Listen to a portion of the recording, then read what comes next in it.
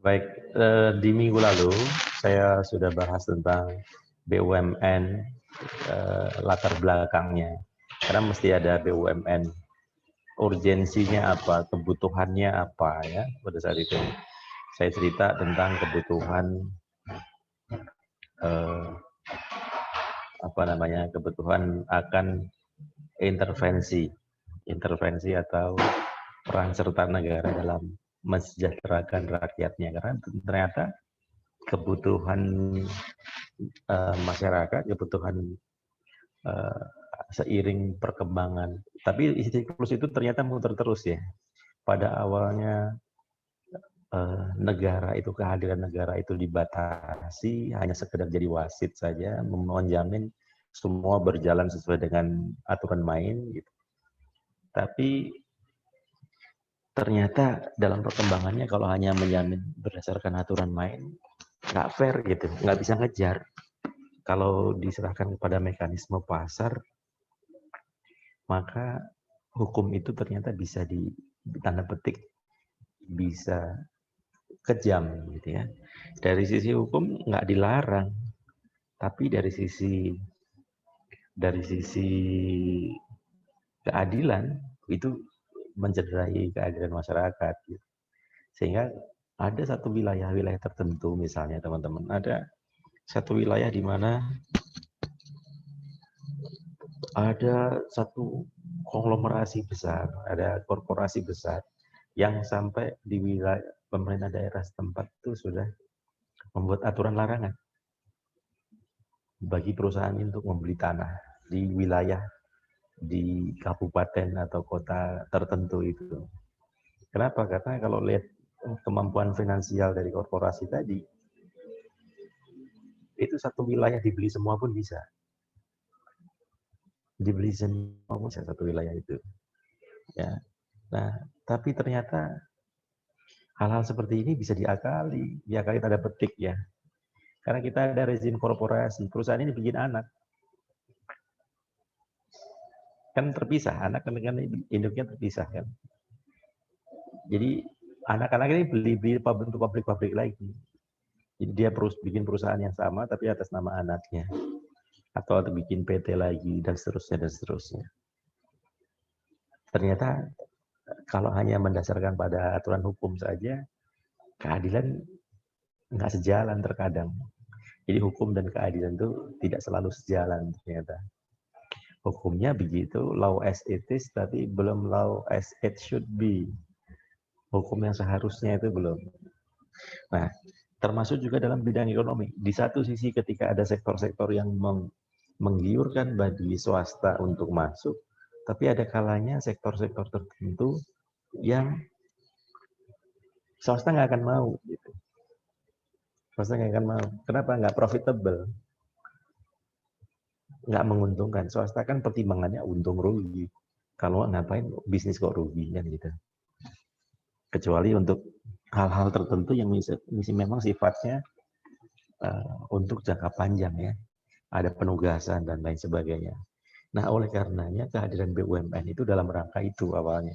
Di samping untuk memberikan keleluasaan serta pengaturan hukum badan hukum publik dan badan hukum privat dalam melakukan tugas-tugasnya, tugas-tugas negara tadi mengintervensi, tapi negara tidak hadir sebagai badan hukum privat.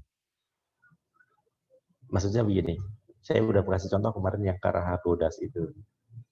Ketika negara berkontrak dengan Karahabodas, Pertamina ini sebagai negara, perusahaan negara bukan BUMN yang menjadi entitas privat, maka seolah-olah warga negara kok berhubungan berkontrak, kedudukan kalau kontrak itu perjanjian, kalau Anda belajar ingat materi hukum perdata, perjanjian itu kan antara dua orang, kesepakatan atau perjanjian antara dua orang yang saling bersepakat. Orang ini bisa orang perseorangan, bisa juga badan. Badan ini ada yang badan hukum publik, atau badan hukum publik termasuk negara itu, pemerintahan, organisasi negara, dan badan hukum privat. Nah, ketika kontrak ini kan setara gitu, maka negara tidak boleh mengadakan kontrak-kontrak seperti ini, kecuali dalam hal tertentu terkait bukan bisnisnya, terkait pengadaan barang dan jasa misalnya, kampus, kementerian, lembaga, dan organ-organ negara yang lain. Kalau mengadakan barang dan jasa, beli kendaraan, pengadaan kendaraan, membangun gedung, ngebetulin, merenovasi bangunan, beli alat tulis kantor, dan lain sebagainya, itu kan dengan swasta. Nah, itu berkontrak memang mereka. Tapi kontraknya bukanlah kontrak kerjasama jangka panjang, tapi satu kontrak untuk pengadaan barang dan jasa memang dia perlu itu.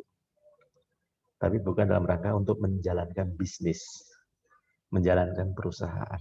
Maka ataupun bermitra dalam rangka mencari keuntungan. Itu tidak boleh. Rezim sekarang, rezim pengelolaan keuangan negara sejak undang lingkungan, saya lupa ya tahun berapa, lupa persisnya, udah lama ya.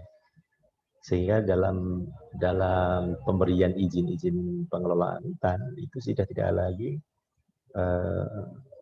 HPH yang saya bilang kemarin, hak pengelolaan atau penguasaan hutan, kontrak karya, itu sudah nggak ada lagi. Adanya izin-izinnya, izin-izin. Nah, kehadiran negara dalam sektor ekonomi tadi, ternyata seiring berjalannya waktu juga bahwa pengelolaan ataupun aktivitas ekonomi negara tadi melalui kendaraan bisnisnya itu BUMN tadi memiliki tugas ganda. Jadi di satu sisi, kalau hanya semata-mata memberikan layanan umum saja, maka itu tugas negara sebagai badan hukum publik. Tapi ada sektor-sektor tertentu yang memang ternyata ini bisa dieksplorasi, bisa dikembangkan, bisa dieksploitasi, dalam tanda petik, bukan eksploitasi negatif ya, yang memang kendaraan ini jangan sampai disubsidi oleh negara terus. Jadi dengan berbagai pertimbangan, ya, maka dibentuklah BUMN tadi.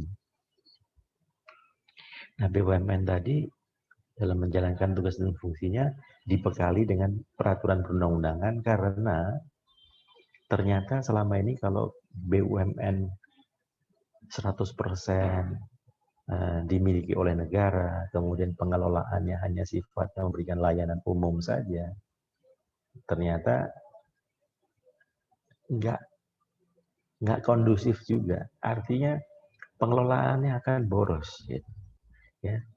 Pengelolaan tujuan utama bahwa BUMN itu akan mengintervensi sektor-sektor ekonomi masyarakat nggak terpenuhi, tapi justru BUMN akan jadi beban saja.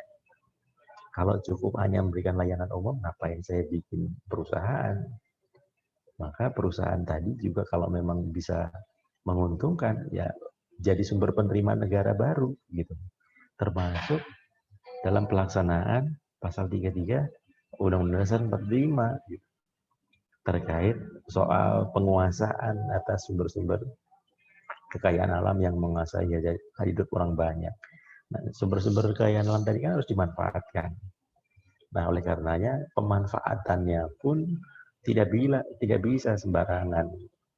Even kita dikaruniai dengan sumber daya alam yang melimpah, tapi kalau tidak dikelola secara baik, kapan melakukan eksplorasi atau eksploitasi besar-besaran, lagi harganya jelek kok, lagi produksinya begede gitu. Produksi pas lagi jelek, jadi nggak bisa main strategi harga. Gitu. Pas lagi bagus, produksinya rendah. Pas lagi jelek, produksinya dan lain sebagainya. Termasuk dalam hal proses bisnisnya, menjalankan inovasi-inovasinya. Ya. Nah, jadi itulah kira-kira. Nah, kemudian untuk menjadi pegangan, untuk menjadi dasar dalam pengelolaan perusahaan negara tadi, selama ini BUMN sebelum tahun 2003 Dia didasarkan pada ketentuan-ketentuan terkait dengan perusahaan-perusahaan negara yang tadi sifatnya itu masih perusahaan negara, sehingga rentan dengan isu-isu fleksibilitas. Ini mau bergerak, kalau dia korporasi kan dikelolanya ya ala koperasi. Ala korporasi bukan koperasi, ala korporasi. Sehingga korporasi itu ya pertimbangannya pertimbangan bisnis. Proses perizinan, pengambil keputusannya dan lain sebagainya tidak yang birokratif sebagaimana kalau kementerian dan lembaga. Sehingga lahirlah undang-undang tentang BUMN nomor 19 tahun 2003. Tidak lama setelah Undang-Undang nomor 17 tahun 2003. Walaupun ceritanya ternyata ini bukanlah sequence. Ini yang saya bilang kemarin, tadi Reno sudah ingetin saya tentang ini. Jadi ini bukanlah sequence atau urutan ini baru ini. Harusnya sih begitu, tapi ternyata ini dilahirkan oleh dua kelompok pakar hukum yang berbeda. Yang pernah saya ceritakan ini kalau dari sisi mazhab hukum perusahaannya, ini mazhab hukum perusahaan ini. Mazhab hukum ahli hukum perusahaan, ini hukum keuangan negara. Saya tidak akan membahas aspek politiknya, aspek motivasi ataupun apa yang melatar belakangi, ya. Tapi kita dari aspek hukumnya saja. Ini yang saya cerita kemarin. Ini undang-undang salah satu undang-undang yang tidak ditandatangani oleh presiden. Tapi kan 30 hari sejak disetujui antara eksekutif dan legislatif, maka dia sah dan berlaku sebagai undang-undang. Walaupun orang menganggap kurang legitimate sebenarnya. Tapi apapun itu, Undang-Undang Dasar 45 kita bilang dia sah. Gitu ya. Jadi di sini ini yang sering jadi bahan obrolan ini kan yang menggawangi ini kalau sekarang tidak perlu dibedakan begitu. Tapi untuk sejarah saja buat teman-teman pengetahuan. Biar dapat soul-nya lah. Biar dapat soul-nya. Kenapa sih sekarang kok masih kencang berembus wacana bahwa apakah kekayaan BUMN merupakan keuangan negara atau bukan? Ini ceritanya masih belum berakhir sampai sekarang. Perdebatan kedua pendapat ini itu masih jalan. Kalau di persidangan, tindak pidana korupsi gitu, KPK, kejaksaan, polisian relatif jarang mengusut kasus korupsi. Itu ahli hukum yang dihadirkan kalau dari mazhab sini dengan mazhab sini ya pasti kalau BUMN, nah itu pasti beda pendapat terus. Ya, beda pendapat sampai sekarang. Ya, bahkan MK dalam putusannya beberapa kali putusan pertimbangannya pun ada saya tidak bilang tidak konsisten ya tadi. Ada semacam inkonsistensi karena memang untuk mengidentifikasinya para ahli hukum pun beda-beda. Ini yang sering kali disebut dengan ahli hukum dari Salemba sebenarnya, Salemba. Maksudnya UI, Fakultas Hukum UI. Alhamdulillah saya sempat belajar sama beliau juga di sana, dan di sini aliran lapangan Banteng. Lapangan Banteng itu apa? Kantor Kementerian Keuangan. Nah ini yang banyak anak stannya nih, alumni stan. Nah kita pernah mengundang juga beliau pakar para perumus undang-undang paket undang-undang keuangan negara, ada undang-undang keuangan negara, ada undang-undang perbendaharaan negara, dan undang-undang nomor 15 tahun 2004 tentang pemeriksaan keuangan negara. Pemeriksaan pengelolaan dan tanggung jawab pengelolaan dan tanggung jawab keuangan negara ya. Itu satu paket undang-undang.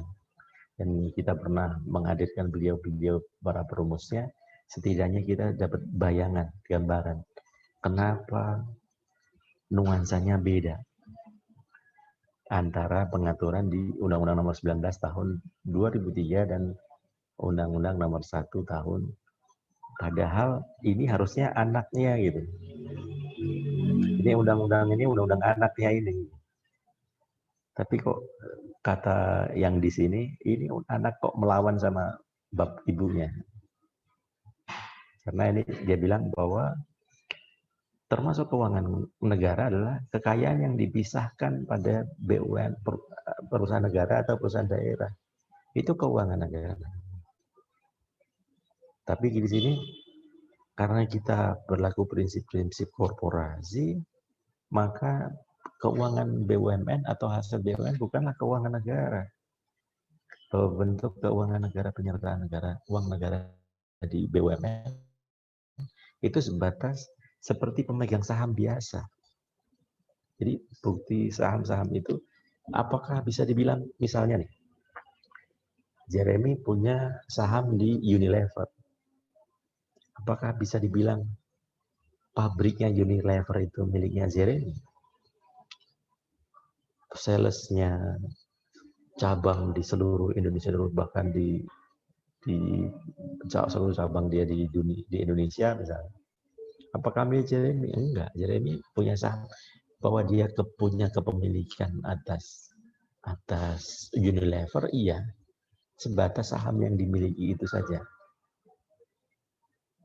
Tapi kalau misalnya nanti ada salah satu unit layanan, ada unit bisnis Unilever yang rugi, segala macam, itu bukan kerugian Jeremy. Bahwa akan berpengaruh kepada penurunan nilai saham, yaitu proses bisnis korporasi biasa. Karena yang kalau ada aset yang lepas, maka bukan berarti kerugian 100% milik Jeremy. Begitu ya. Nah, beda dengan kalau misalnya badan usaha dan badan hukum. Badan usaha dan badan hukum. Maka kerugian antara badan usaha dengan si owner merupakan kerugian yang saling berhubungan secara otomatis. Kerugianmu adalah kerugianku, keuntunganmu adalah keuntunganku. Gitu. Oke ya. Nah, jadi semangat ataupun semangat dari para pembentuk undang-undang ini, saking kerasnya itu perbedaan teman-teman, sehingga undang-undang ini tidak ditandatangani oleh Presiden pada saat itu. Bu Mega tidak tanda tangan nih undang-undang ini. Jadi selain undang-undang revisi KPK yang tidak ditandatangani oleh Pak Jokowi, ini kita sudah pernah punya undang-undang 11 tahun 2023. Jadi kita sudah punya cerita tidak ditandatangani oleh Presiden 2 kali, bukan yang kemarin pertama gitu. Walaupun agak aneh juga sebenarnya, karena yang mengajukan kalau dari Undang-Undang Dasar 45 itu kan undang-undang itu kewenangan mengajukan rancangan undang-undang itu bisa dari DPR, bisa juga dari Presiden. Nah ini dua-duanya dari Presiden, tapi nggak ditandatangani oleh Presiden gitu. Revisi KPK juga begitu, Undang-Undang Keuangan Negara juga begitu. Tapi saya tidak akan membahas dari aspek politisnya, tapi kita sudah pernah punya itu dan ini akhirnya ke bawah. Sehingga menurut salah satu tokoh di Undang-Undang Nomor 19 2023 yaitu Profesor Arifin Surya Atmaja, beliau mengatakan undang-undang ini memang sah, tapi nggak legitimit.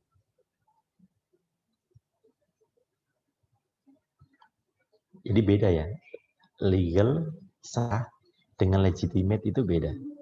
Sah itu menurut ketentuan hukum iya, tapi legitimate itu wibawa hukumnya kurang. Jadi daya terima masyarakatnya, karena apa? Karena nggak ditantangani Presiden. Gitu. Nah, jadi itu kan kalau diomong tentang politiknya agak repot juga. Sementara yang di sini bilang, lah yang ngusulin kan Presiden. Gitu. Setelah disetujui DPR, kenapa jadi malah nggak tanda tangan? Gitu. Ya, jadi saya nggak ingin membahas tentang apa yang terjadi pada saat itu, ya. Nah, oleh karenanya sebenarnya maksud saya ingin menjelaskan pada Anda maksud dari aspek hukumnya saja sebenarnya. Kenapa perbedaan pendapat itu sedemikian kerasnya? Karena semangatnya saya ambil dari sisi baiknya semuanya, positifnya. Bahwa di sini semangatnya adalah, jadi saya tidak mengatakan bahwa mana yang lebih baik, mana yang lebih buruk. Ini semangatnya menjaga keuangan negara.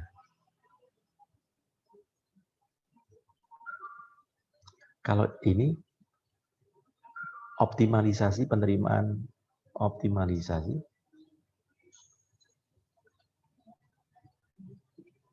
profit BUMN yang pada akhirnya adalah keuangan negara juga. Kenapa begitu? Optimalisasi ini dengan melalui apa? Memberikan perlindungan hukum pada organ BUMN. BUMN itu berdasarkan Undang-Undang Nomor 19 Tahun 2003 terdiri dari dua bentuk, yaitu Perum dan Persero. Persero itu ya perseroan terbatas itu. BUMN yang berbentuk perseroan terbatas. Di mana yang mana tujuan utamanya adalah laba. Tujuan utamanya adalah memaksimalkan atau memperoleh keuntungan.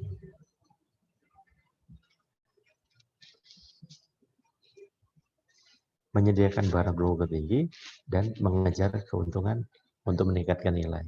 Kalau Peru memang menyelenggarakan usaha bertujuan manfaatan umum, jadi aspek layanan umumnya masih kental. Tapi kalau Persero menyediakan berdasarkan tinggi, ujung-ujungnya profit. Terus apa hubungannya dengan keinginan menyatakan bahwa nah ini putusan MK ini salah satunya diajukan oleh dari pihak UI ini, Critical Studies UI ini. Beliau yang tadi saya cerita pakar-pakar hukum UI tadi, yang ingin memperjelas status keuangan negara pada BUMN. Walaupun akhirnya ditolak, ini diterima, gitu ya. Saya nggak ceritanya ini bisa panjang nih kalau yang terkait ini. Ada yang diajukan oleh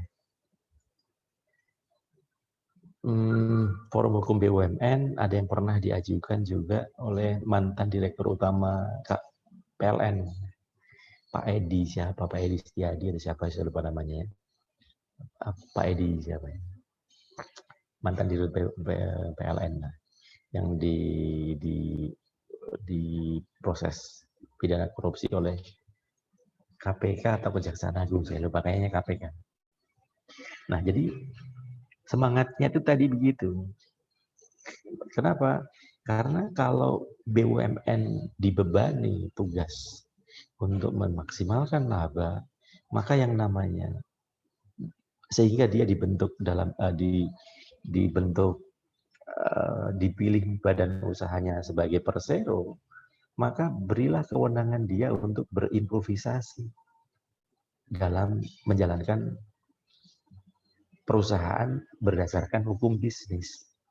Yang namanya hukum bisnis, pilihannya adalah untung atau rugi.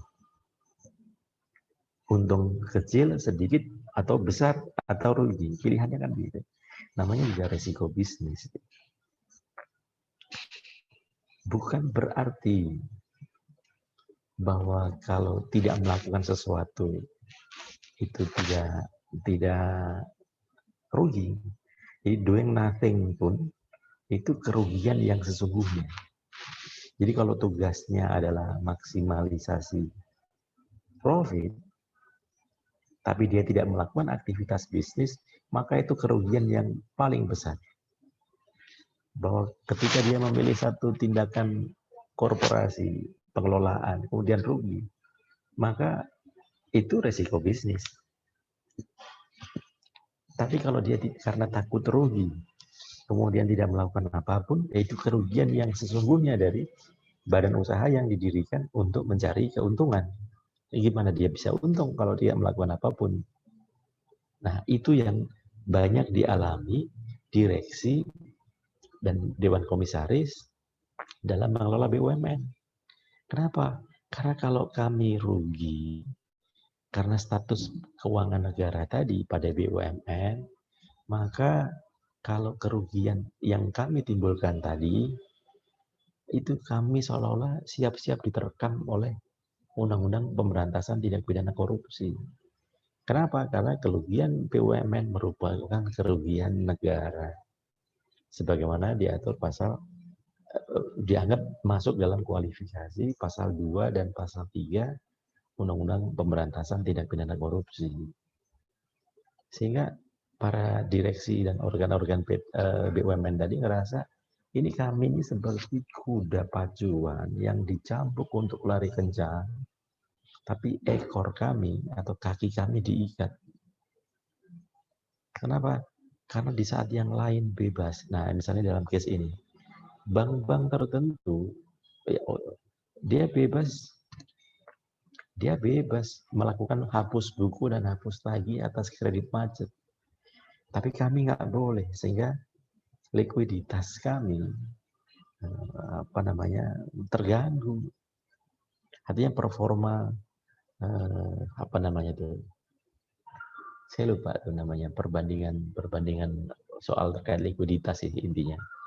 Sehingga di mata kreditor, di mata investor, dia nggak liquid, sehingga nggak bisa beraktivitas leluasa untuk mengambil kredit, menyalurkan kredit, batas maksimum pemberian kredit, dan lain sebagainya. Jadi nggak bisa lagi berekspansi dalam menyalurkan kredit, misalnya bank-bank BUMN ini. Sementara yang lain bebas saja. Demikian juga kalau misalnya teman-teman pahami ada OVO, ada GoPay, ada link aja. Oh, ini kenapa ugal-ugalan, dia sering terkenal dengan bakar uang. Link aja berani nggak? Nggak berani. Kenapa? Karena ini bank-bank BUMN. Kalau dia berani bakar uang, hati-hati ya katanya. Padahal yang namanya strategi bakar uang itu kan strategi pemasaran. Kita tahu tren orang sekarang suka diskon. Suka untuk menarik konsumen baru. Itu ternyata tidak cukup dengan marketing yang konvensional. Dia butuh inovasi, termasuk salah satunya bakar uang tadi. Ngasih diskon, free ongkir, ada model-model Harbolnas lah, segala macam. Untuk apa?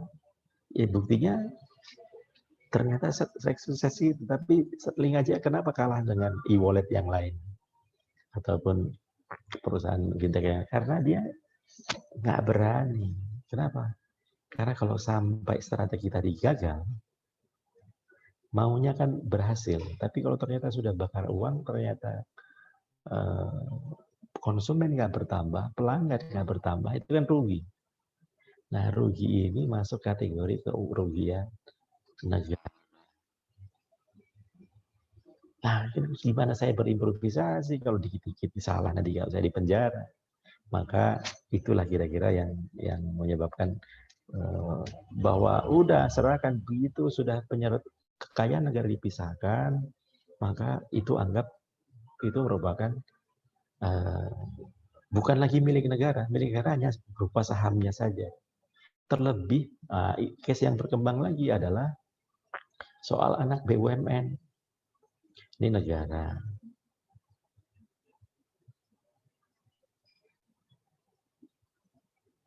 Ini BUMN.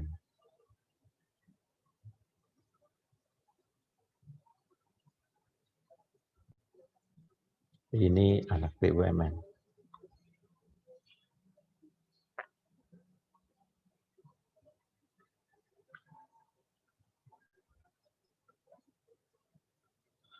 Ya, 170. Ini kepemilikannya 100% misalnya.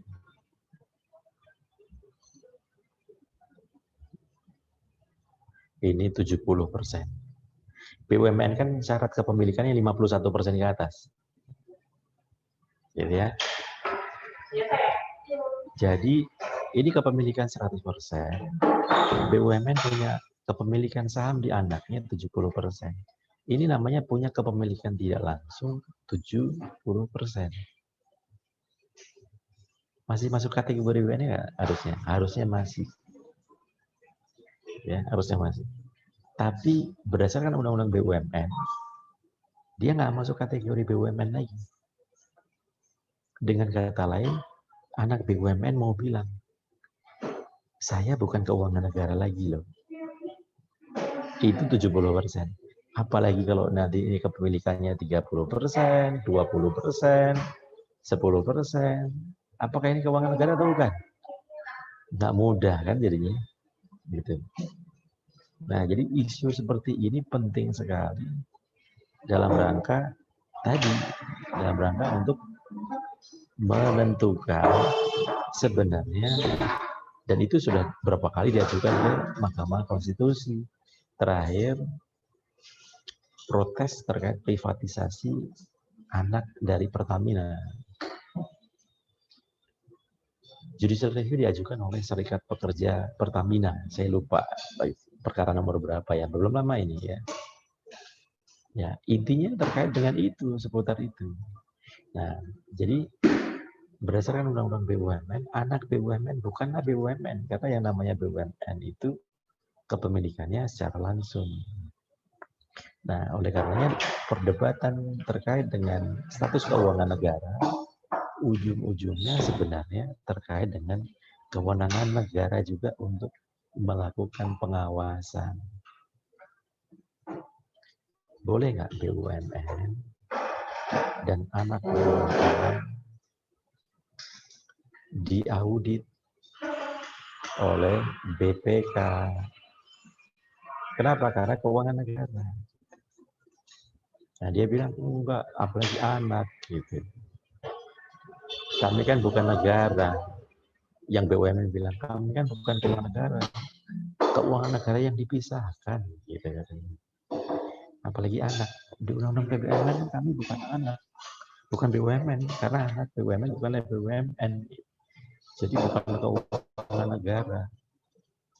Karena pemilikan negara, penyertaan negara tidak langsung. Itu nggak selesai. Nah, menurut Mas ini, oke, pengelolaannya memang secara korporasi. Tunduk pada ketentuan PT, pasal 11 Undang-Undang BUMN. Akan tetapi ingat, bahwa BUMN bukanlah dibentuk, tapi dilahirkan. Yang namanya dilahirkan sampai dengan cucu, cicit, itu masih keuangan negara. Jadi mengalir darah keuangan negara sehingga Badan Pemeriksa Keuangan tetap berwenang untuk melakukan audit atas keuangannya, atas pengelolaan keuangannya. Nah, oleh karena sampai sekarang pun anak BUMN juga masih bisa diaudit. Di KPK, Kejaksaan Agung, polisi dalam penyidikan tindak pidana korupsi masih bisa menggunakan. Nah, itu kalau sidangan ahli yang dihadirkan ya tadi ahli yang kontributor undang-undang BUMN, yang satu lagi KPK, Kejaksaan, dari hasil audit BPK atau BPKP menghadirkan ahli-ahli dari konseptor Undang-Undang Nomor 17 tahun 2003 tadi. Ya, itu masih terbawa terus sampai sekarang.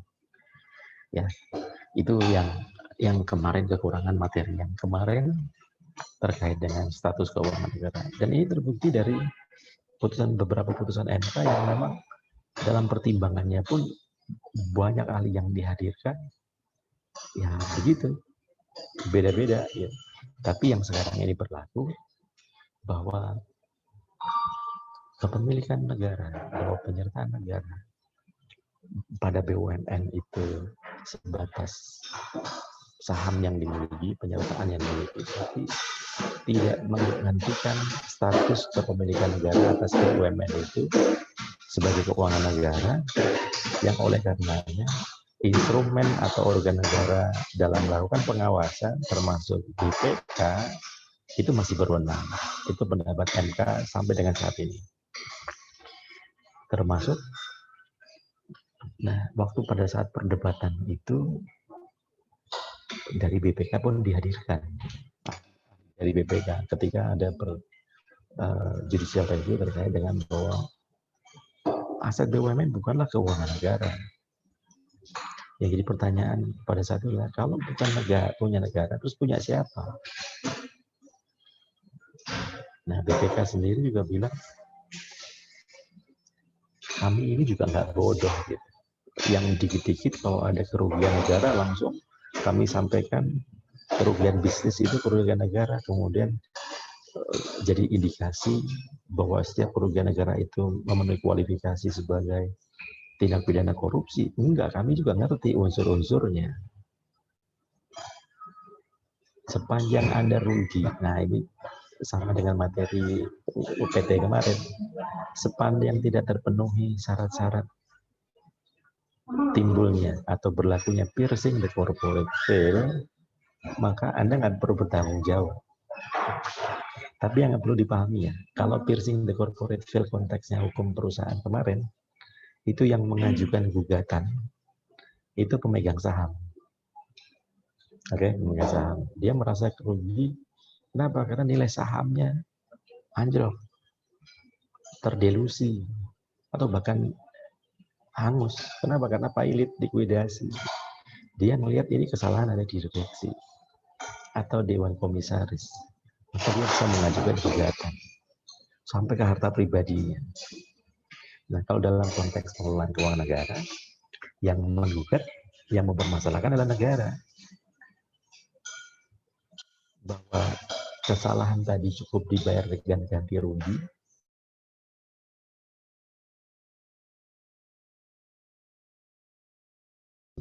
bisa diproses secara pidana. Gitu ya. Mengganti keuangan kerugian negara itu tidak menghentikan proses pidana. Nah, itu yang dimaksud di para konseptor undang-undang BUMN ini tadi. Ya. Jangan dikit-dikit larinya ke pidana gitu. Kalau memang ganti rugi ya ganti rugi. Cuman masalahnya dalam hukum pidana itu penggantian kerugian negara tidaklah menghentikan proses pidana. Walaupun dalam praktek belakangan ini teman-teman banyak tersangka atau terdakwa atau terpidana yang lebih memilih pidana pengganti kurungan daripada harus membayar ganti rugi. Realitanya fakta yang ada namanya kejahatan di bidang ekonomi itu mereka nggak takut penjara. Di kejahatan yang di latar belakang atau bermotif ekonomi yang ditakutkan oleh pelakunya sebenarnya adalah di penghukuman itu tidak selalu harus sama. Tidak semua efektif dengan penjara, tidak semua efektif dengan pidana mati. Ada kejahatan-kejahatan tertentu yang termasuk yang latar belakangnya ekonomi yang ditakutkan itu apa? Kalau korupsi itu kalau koruptor yang ditakutkan itu miskin. Iya Pak, betul. Kita tahu miskin, makanya di dalam satu era kepemimpinan KPK di periode tertentu rezim penegakan hukumnya itu ada rezim penegakan hukum pemberantasan tindak pidana pencucian uangnya kuat sekali. Mereka memadukan antara undang-undang pencucian uang nomor 10 tahun 2028 dan undang-undang nomor 25 tahun 2002 untuk melakukan perampasan aset dari harta para pelaku tindak pidana yang tidak pidananya korupsi. Oh itu kalau prosesnya dulu case-nya, tapi sekarang beberapa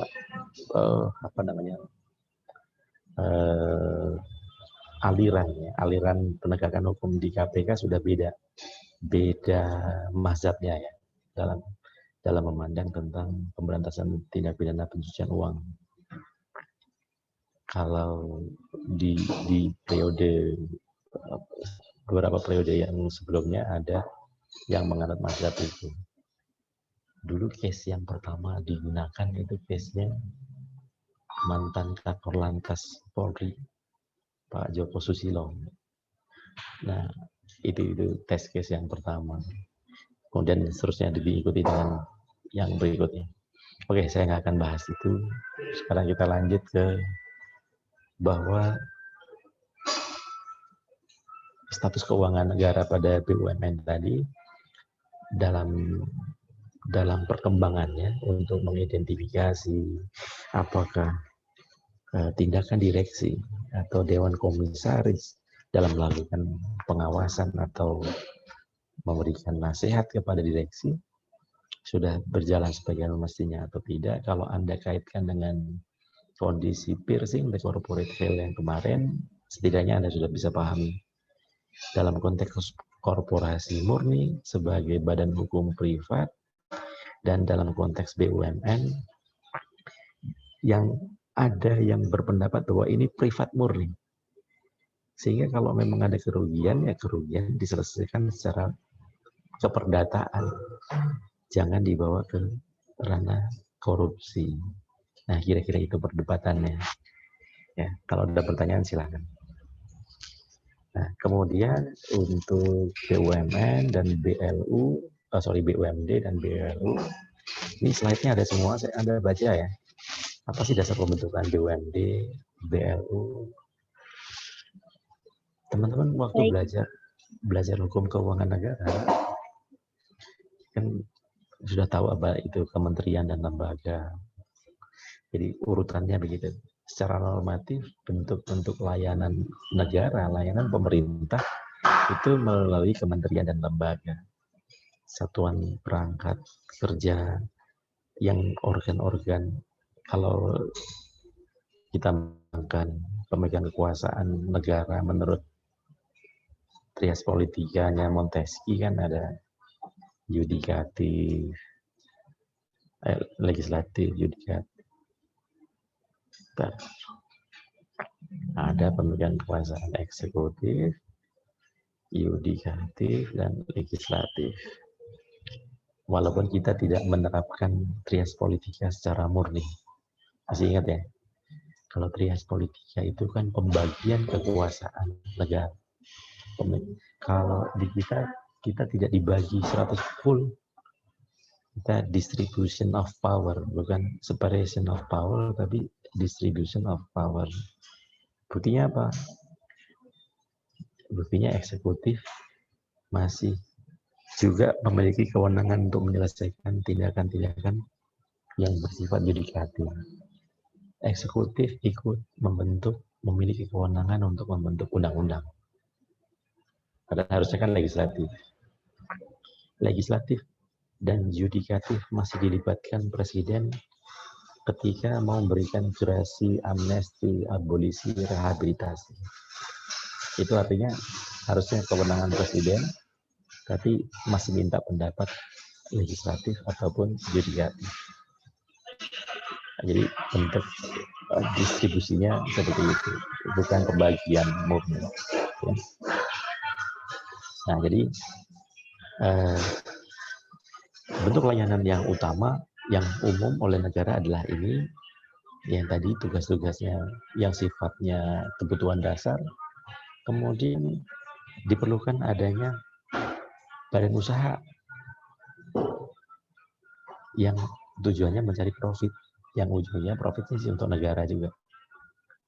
Nah, di antara badan layanan, di antara bentuk layanan umum yang non-profit murni, non-profit, dengan badan yang memang ini profit, ada di tengah-tengahnya ini badan layanan umum. Nanti ada baca slide-nya, udah saya kirim juga. Yang secara garis besar badan layanan umum ini adalah bentuk layanan negara atau pemerintah yang tadinya kalau diberikan standar sudah oke, tapi ternyata masyarakat banyak yang menginginkan layanan di atas standar. Contohnya rumah sakit.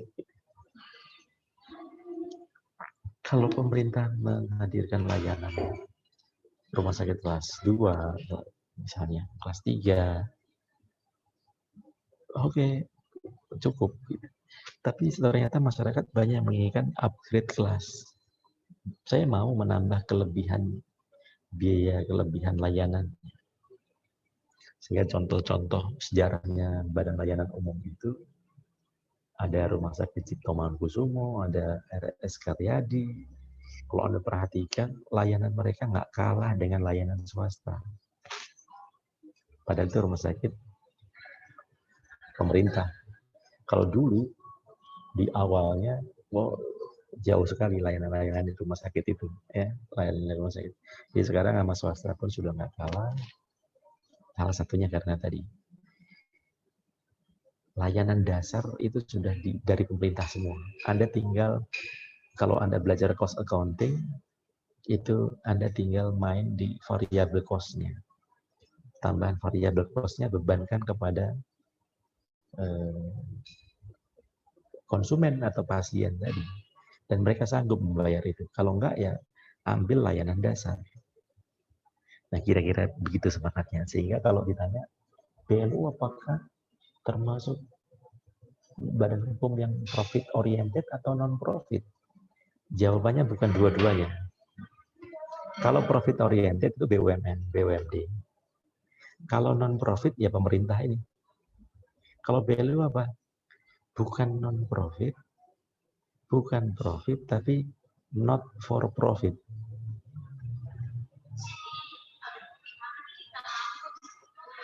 Itu tidak sama dengan non profit. Kalau non profit nggak boleh ngambil untung. Pemerintah, instansi pemerintah, kementerian, lembaga tidak boleh ngambil untung dari rakyatnya. Tapi kalau not for profit boleh, tapi bukan tujuan utama. Ya, itu BLU. Nah, selebihnya nanti teman-teman baca sendiri ya. Tapi BLU kita saya nggak keluarkan di ujian UTS karena materinya udah banyak sekali ya. Cukup untuk pengetahuan teman-teman dipahami. Tapi saya nggak sampai diujikan. Bentar. Oke. Sekarang kita lanjut ke koperasi dan yayasan.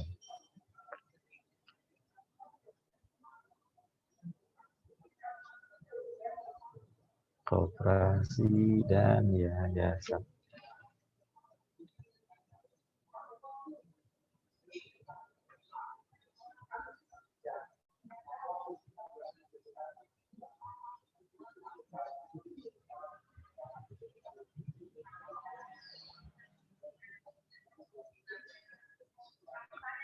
Oke. Waktu pertemuan di awal-awal kita sudah bahas bahwa koperasi dan yayasan.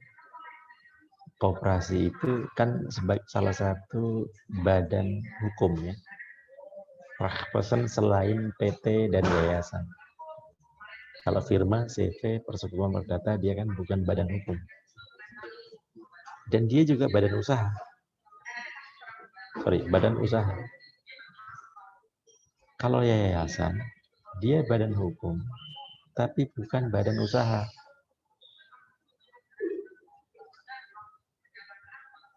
Kan badan usaha. Sehingga yayasan itu tidak boleh menjalankan kegiatan usaha. Nah, nanti mungkin kalau Pak, kok saya lihat ada yayasan punya rumah sakit, punya sekolah, yayasan pendidikan, itu gimana tuh? Nanti kita singgung sekilas ya. Nah, sekarang kita lihat yang koperasi dulu. Koperasi itu badan hukum dan badan usaha. Terus bedanya dengan PT apa dong? Sama-sama badan hukum dan badan usaha. Bedanya adalah kalau PT itu mencari keuntungan bagi pemodal, pemilik atau pemilik modal. Kalau koperasi tujuannya apa? Mencari keuntungan. Untuk siapa? Anggota. Jadi koperasi itu dari, oleh, dan untuk anggota. Tidak boleh dia dikelola untuk meningkatkan kekayaan pemegang saham.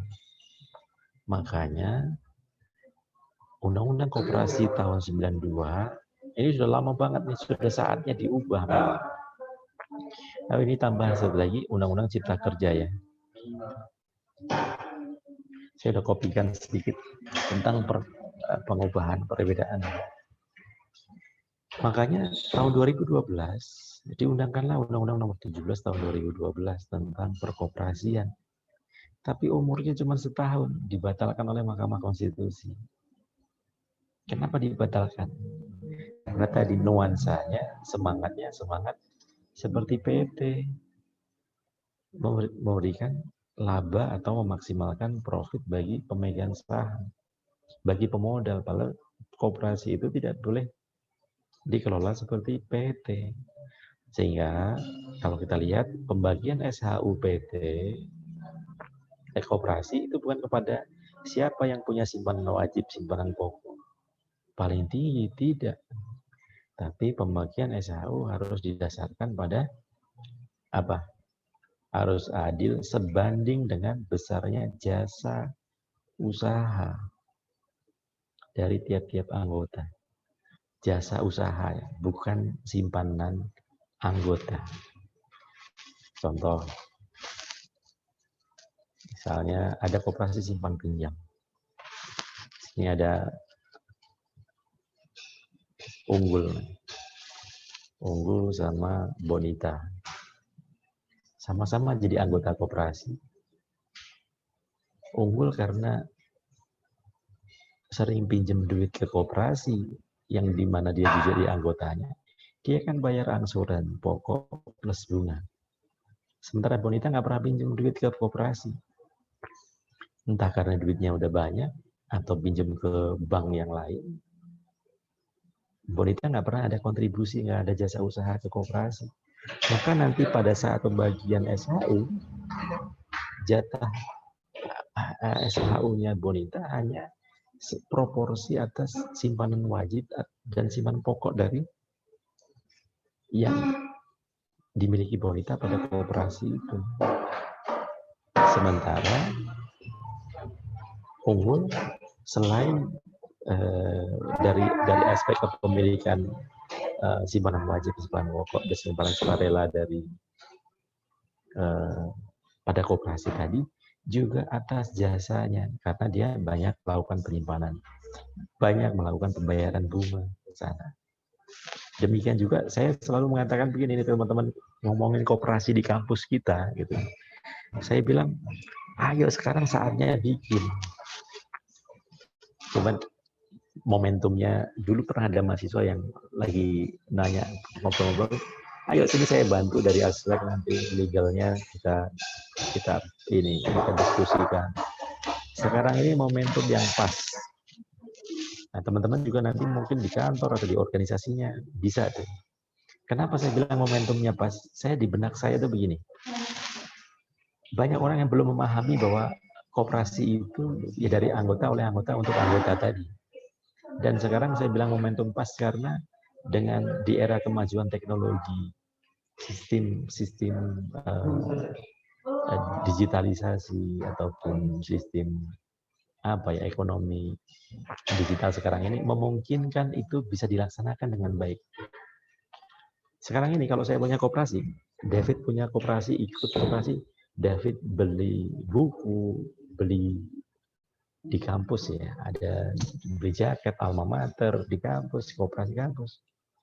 Kampus nggak tahu David kontribusinya ke kampus berapa. Sinta ketika belanja kebutuhan sehari-hari untuk kos-kosan, beli beras, beli gula, beli minyak, ke koperasi, nggak ada yang tahu, catatannya nggak tahu berapa, sehingga SHU-nya Sinta nanti nggak ketahuan. Tapi di era digitalisasi sekarang, apa yang terjadi?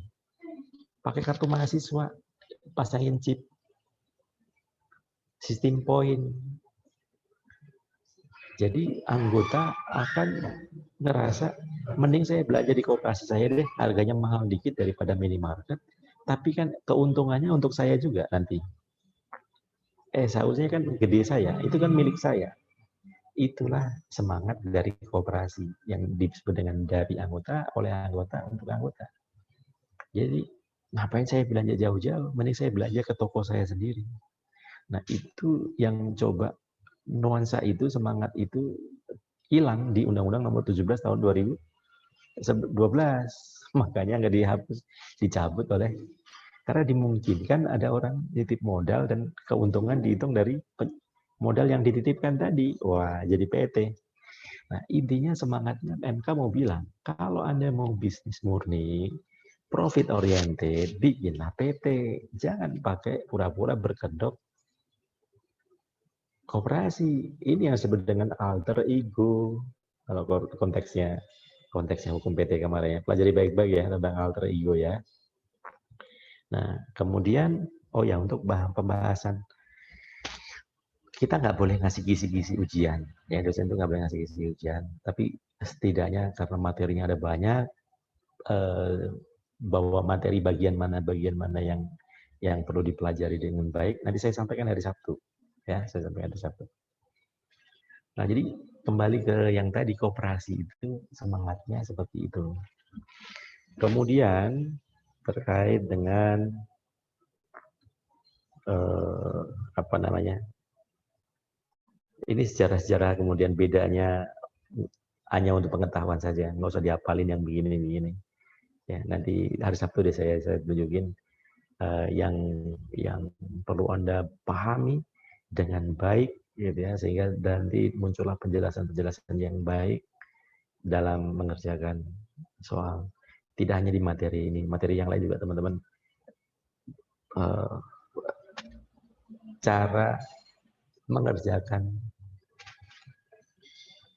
versi apa ya, karena dosen kan ada beberapa, stressingnya tentu berbeda. Oleh karenanya cara mengerjakan dengan didasarkan pada penekanan dari apa yang disampaikan oleh dosen tentu bisa berbeda-beda, ya. Oke, koperasi selebihnya Anda baca sendiri ya, Anda baca sendiri untuk pengetahuan saja. Saya udah copy pan di sini dikutipkan, termasuk tadi soal pendirian koperasi primer dan sekunder di Undang-Undang Cipta Kerja. Dulu untuk bikin koperasi itu minimal 20 orang. Sekarang 9 orang udah bisa. Koperasi primer. Kalau koperasi sekunder, 3 koperasi primer udah bisa. Status badan hukumnya.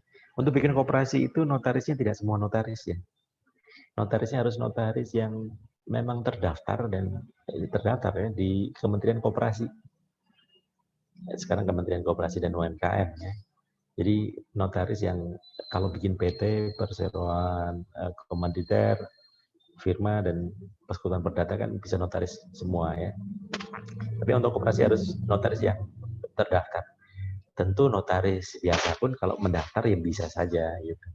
Nggak sulit untuk mendaftar di Kementerian Hukum Koperasi, tidak hanya di Kementerian Hukum dan HAM. Kemudian syarat pendirian segala macam. Nah, sekarang kita masuk ke yayasan. Yayasan, tadi saya sudah sampaikan bahwa yayasan itu dia badan hukum tapi bukan badan usaha. Tapi kenapa ada badan yayasan kok punya usaha gede lagi? Karena ternyata teman-teman, yayasan itu kan dia apa namanya?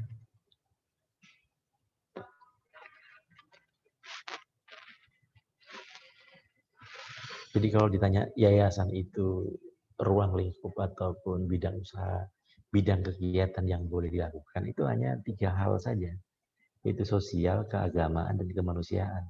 Lain itu nggak boleh. Tapi ternyata terkadang di bidang sosial, yayasan bikin sekolah, rumah sakit, panti. Kalau panti sih rata-rata nggak ada yang sampai berbisnis sampai mengenerate income yang besar ya. Tapi kalau Anda lihat atau bikin pemakaman misalnya, areal pemakaman.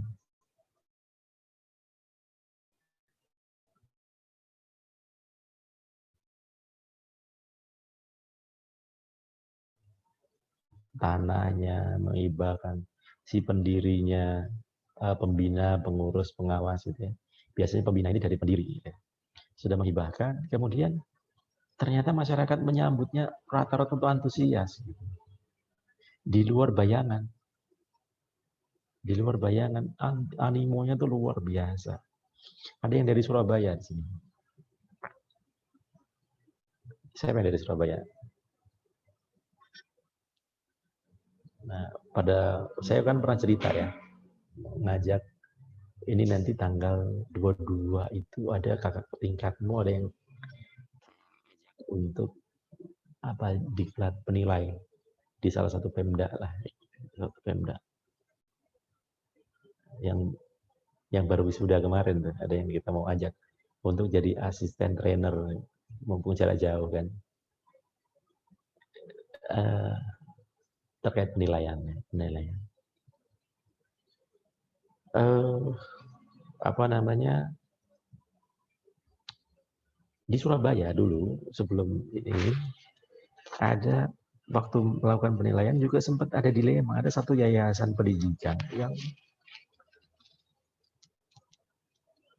besarnya luar biasa, skala bisnisnya, bukan skala bisnis, skala ekonominya. Skala ekonomisnya, bahkan bayaran di sana ngalahin sekolah-sekolah swasta besar juga. Ini termasuk yang besar yang di Surabaya itu. Sehingga Pemda pada saat itu bingung menentukan. Ini sebenarnya dia milik yayasan, masuk kategori yayasan atau kategori bisnis. Ketika mau melakukan penilaian-penilaian atas properti yang dimilikinya. Termasuk terkait dengan pemajakan-pemajakannya. Demikian juga rumah sakit. Atau kalau misalnya sekolah nih yang di Tangerang nih, tadi saya di kelas 505 juga saya tanyakan. Tangerang, kalau teman-teman pernah dengar yang namanya Unpam itu, Unpam. Pernah dengar ya? Universitas Pamulang. Ini jumlah mahasiswanya kalau Anda tahu. Saya udah nggak bisa ngitung ya, karena waktu itu ngitung itu sebelum kampusnya dibuka lagi, itu sudah 37.000. Sekarang 50.000 ada kali. Terbesar se-Indonesia. Jadi bangun kampus baru di dekat di situ, pindah. Sekarang bangun lagi di Serang. Jadi kebetulan saya pernah ada pelatihan ada di Unpam sana.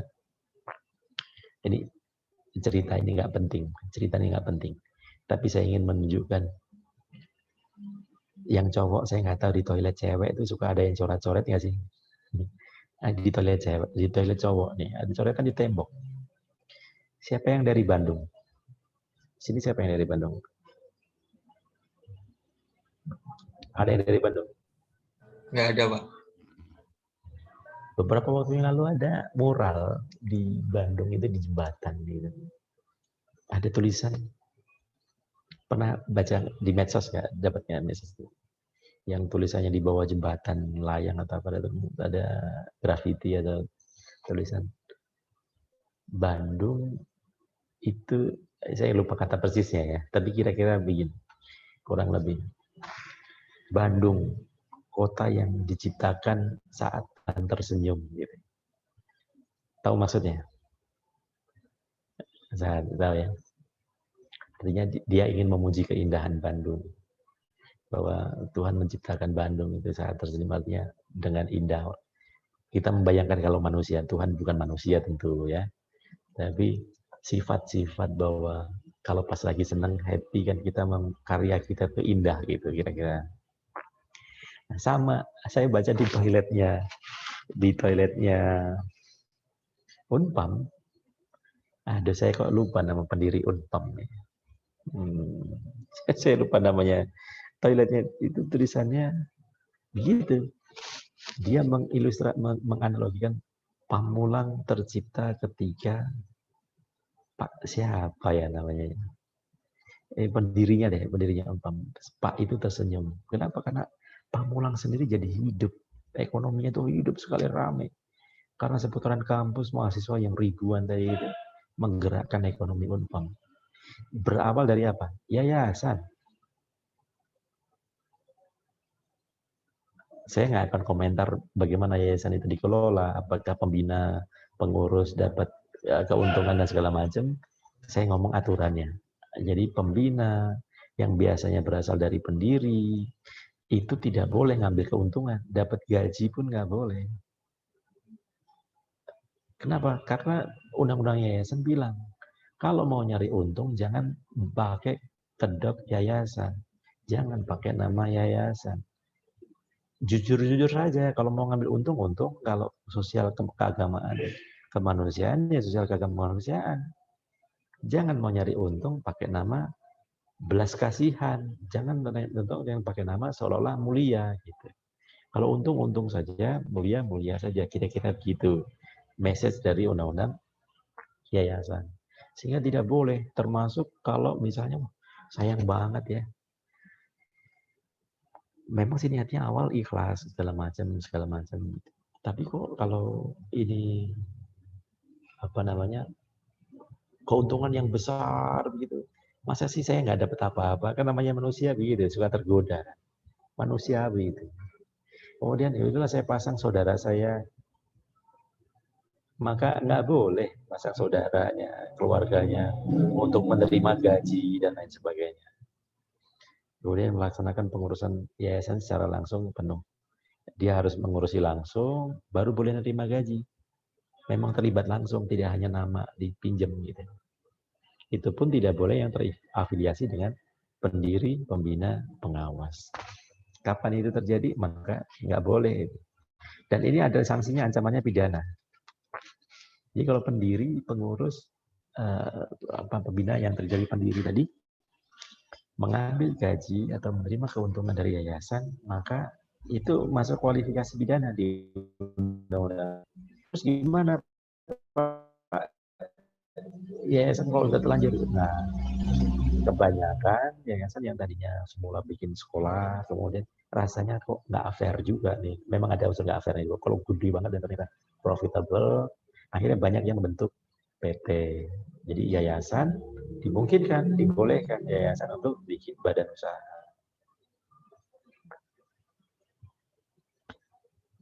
Yayasan bukanlah badan usaha, tapi dalam rangka mendukung pencapaian tujuannya, yayasan boleh mendirikan badan usaha, bikin PT.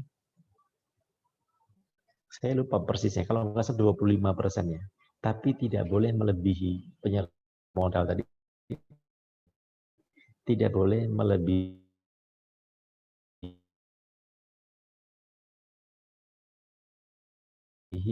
25% dari total tambahan undang-undang yayasan. Sehingga saya tidak boleh lebih dari 25%. Ya, selebihnya yang berkembang tadi PT kemudian menggandeng pihak lain untuk memiliki perseroan. Ya.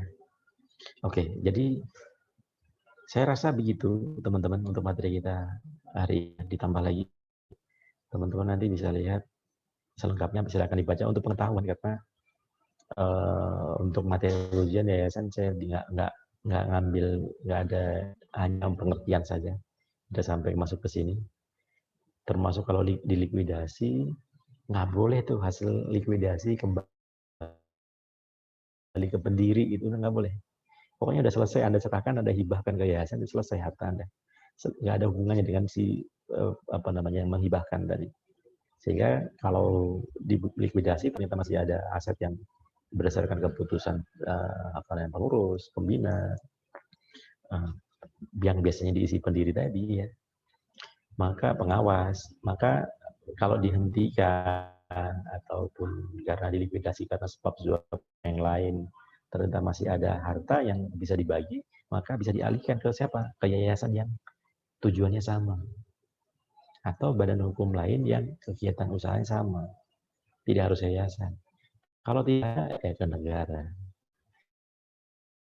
Harta peninggalan atau PHP.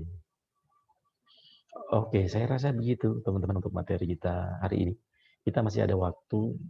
Anda bisa tanya sekarang, bisa juga tanya lewat WA group, dan yang pasti nanti saya akan tambahkan di pertemuan di hari Sabtu pukul 2.00, kelasnya digabung, ya, kelas gabung.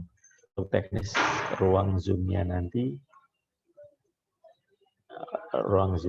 kita diskusikan.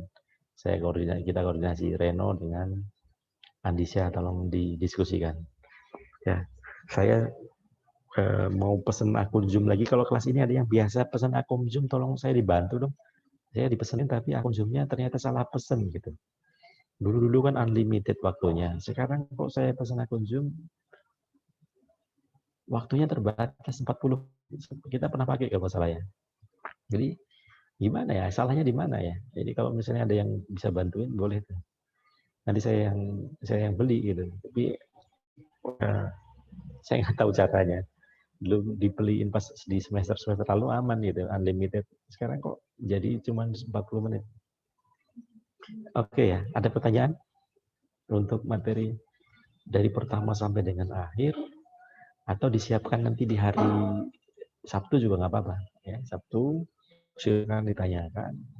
materi pertemuan pertama sampai dengan pertemuan ke-7, saya akan sampaikan beberapa pointers yang perlu penekanan, karena ujian Anda nanti kan open book tapi no gadget, ya. Open book tapi no gadget, no electronic devices. Jadi jangan lihat dari perangkat elektronik. Saya rasa begitu. Kalau ada pertanyaan boleh silakan sekarang, boleh juga nanti di WA group, nanti saya akan jawab. Mohon maaf, Pak. Mungkin saya izin bertanya terkait dengan UTS nanti, Pak. Kira-kira susunan soalnya itu seperti apa, Pak? Nanti di hari Sabtu aja ya. Oh iya, Pak. Baik, Pak. Pak, izin memastikan boleh, Pak? Ya, silakan. Pak, berarti yayasan itu benar-benar tidak boleh menerima profit gitu ya, Pak ya? Atau tidak boleh emang niat asli profit, emang niatnya kayak ibadah gitu ya, Pak ya? Nanti 3, ibadah, kemanusiaan, dan sosial. Sosial itu kan kemanusiaan, ya. Sosial, point non profit. Kalau tadi saya bilang kementerian lembaga itu not non profit, kemudian BUMN adalah profit oriented, BLU ada not for profit, maka yayasan itu non profit juga. Bahwa harusnya dia kalau untuk menjalani, ya, menghidupi, membiayai beban operasional dia kan bisa dari banyak pihak, ya. Dari hibah, bantuan, subsidi pemerintah, dan lain sebagainya.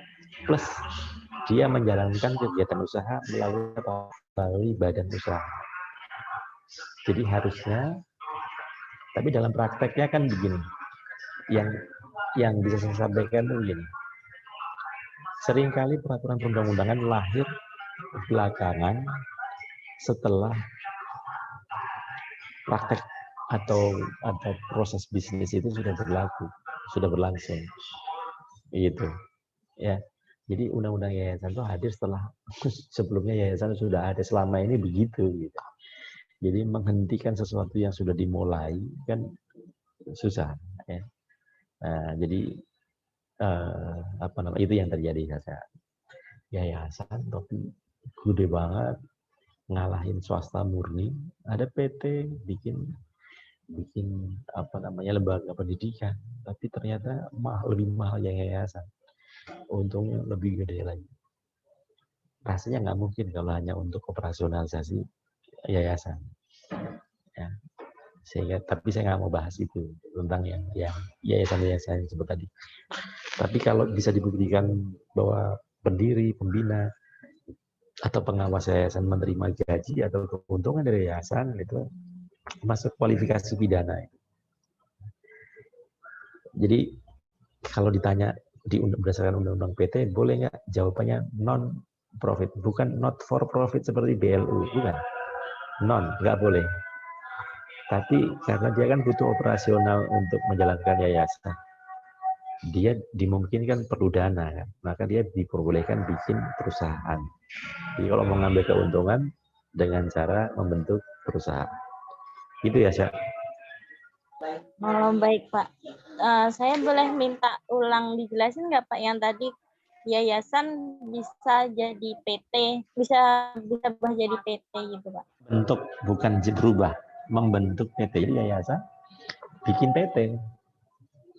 Jadi yayasan bikin perseroan terbatas seperti orang bikin PT, kan nggak masalah. Yayasan nggak boleh satu orang tadi, harus menggandeng orang yang lain. Masih ingat kan syarat PT kan harus 2 orang. Kecuali untuk PT tertentu yang boleh dimiliki 100% atau kepemilikan tunggal. Masih ingat ya? Iya, Pak. Yayasan berubah jadi PT, tapi yayasan mendirikan PT sebagai pemegang saham. Tapi saham yang disetorkannya tidak boleh melebihi 25% dari total hartanya. Oh, nanti kalau PT-nya bangkrut, hilang dong.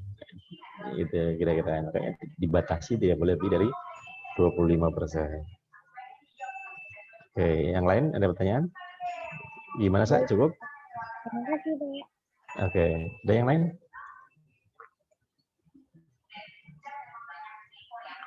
Kalau tidak ada, Anda bisa nanti tanya di WA Group ya, lanjutnya di WA Group, atau ditanyakan nanti di pertemuan tambahan di hari Sabtu,